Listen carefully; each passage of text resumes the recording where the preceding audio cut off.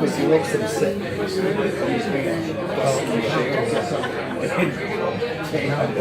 This is the pot still in Glasgow.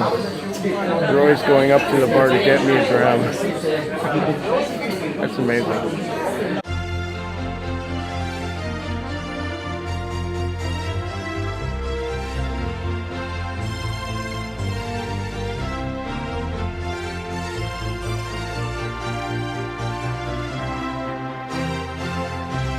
You might recognize this place. This is the Glengoyne Distillery, and I was kindly brought here by our friend over here who's taking pictures, but I don't take pictures, I take video. This guy is Whisky Jason, you might recognize him. Hi. 1833 Glengoyne, wow. Is it zoomed in? Oh yeah, it was zoomed in.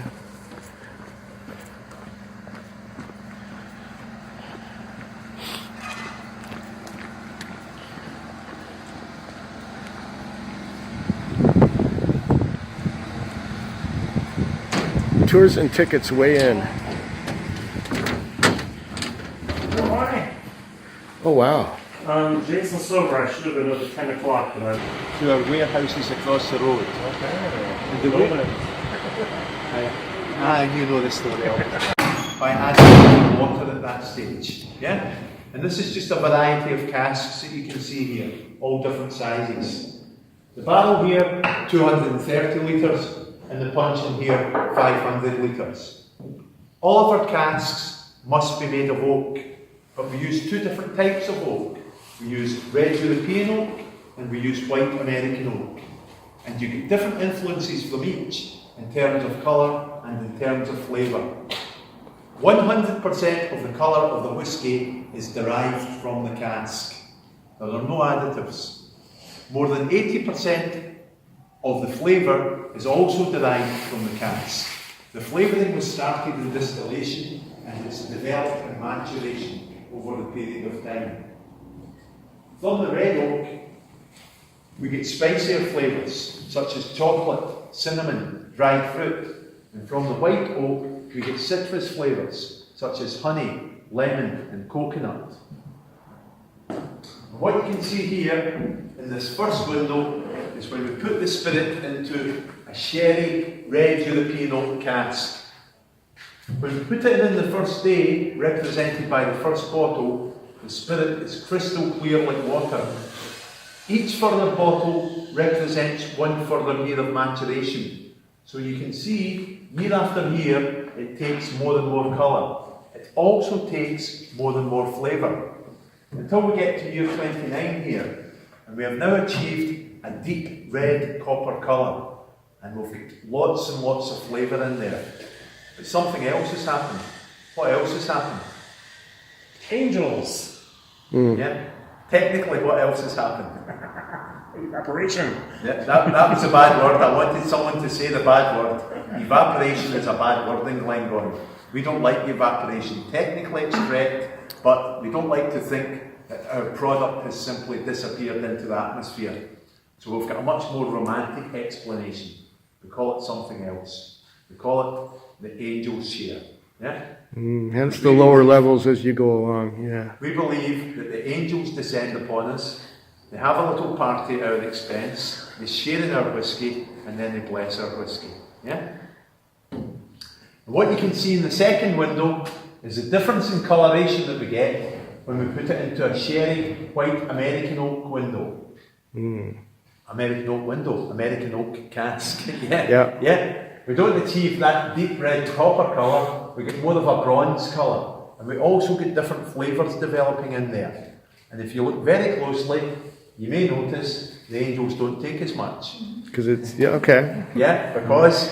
It's not as spicy and not as... No, it's as... The wood. Because Porous. the American... Porous wood, okay. The American oak is a denser oak and it's less porous. Right, so okay. Less evaporation. Okay.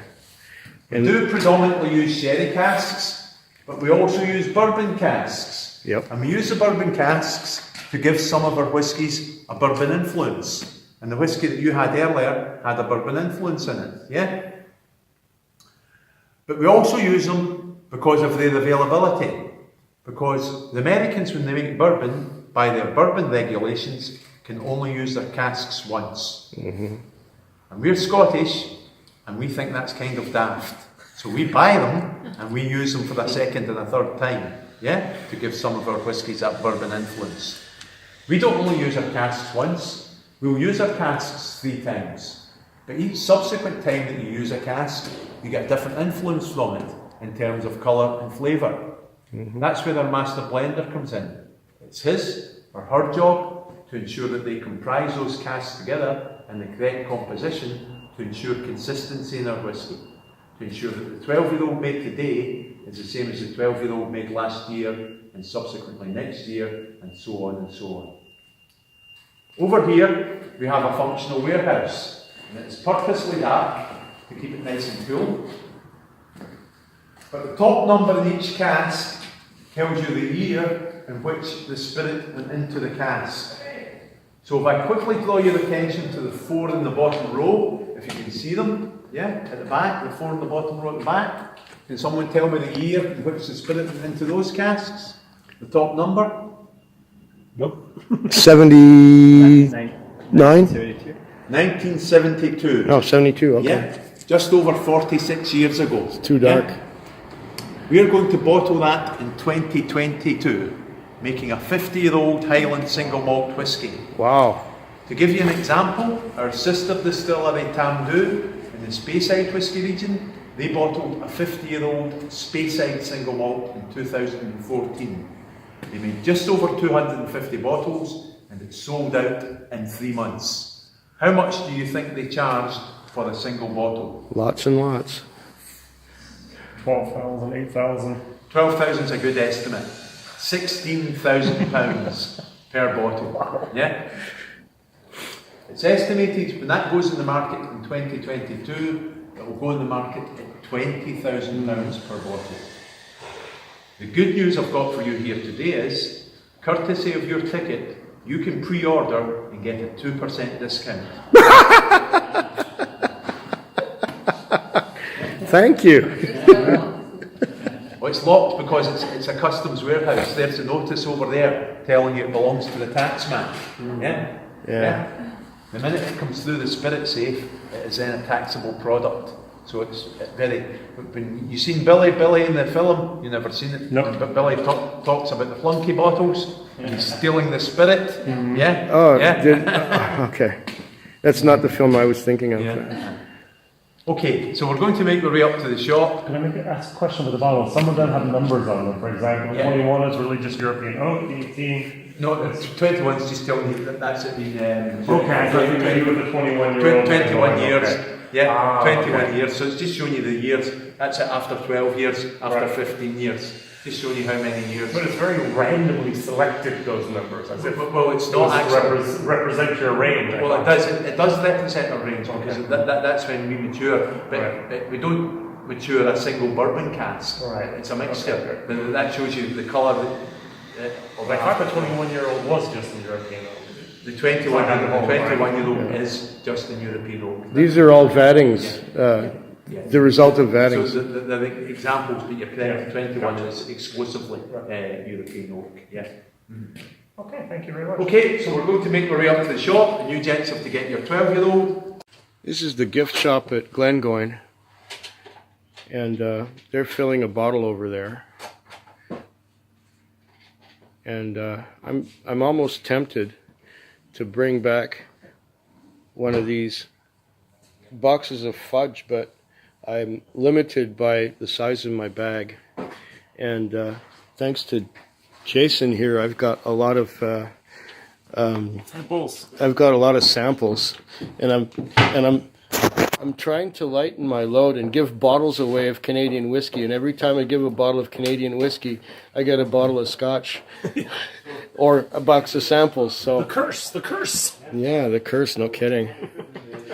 But look, they got these little sample-sized bottles if you want to bring something home and you've got limited space. But I've got so many places I'm going to go visit that I'm not buying anything. Well, we did buy some water to go with our samples of whiskey, so that's good. That's very good. All right. And here's proof that we're at Glengoyne. See, it says Glengoyne there on the cash register. And right up there, and the samples, the bottles behind. You're shooting that way. I'm gonna go this way. Yeah. Okay, like this. All right. Good. Okay.